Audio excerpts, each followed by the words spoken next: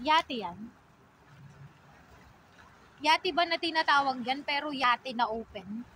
Pag ba open ang barko, yate pa din siya? Hindi nga. Sarili.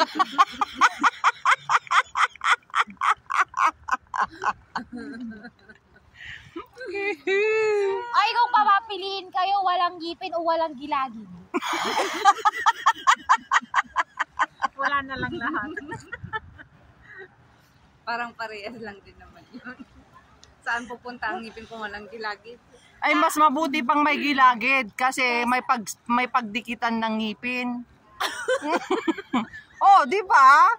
Oh, may ngipin ka nga, wala ka namang gilagid. Anong silbi ng ngipin mo? Hindi ka makakakagat. Hindi na naman yung magiging background ng view mo. Amoy ko pa, 1 minute mo, Miga. 1 minute mo. 1 minute, 5 seconds. Oh, wow, that's the bird. Nasa ano nga ako? Kung papapiliin ka, dalawa ang tenga o dalawang ilong? Ano yung wala kang silbi talaga. Nonsense. Saan mo na naman nakukuha yung mga pinagsasabi? Hoy, nonsense. Si Luis Manzano kasi. Si Luis. Kaya para walang kabuluhan. Kay Luis pala. Nanggaling pala kay Manzano.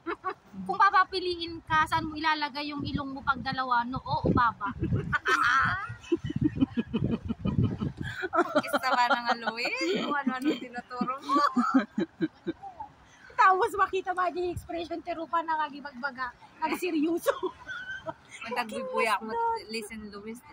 Pero Ito yung mga K-fam na mga musangers. Yung kung ano-ano lang yung mga pinag-usapan. kakayata ka lang matitiwanan ni Luis, ni humor na I like his humor. although hindi siya OA na magpatawa. Natural.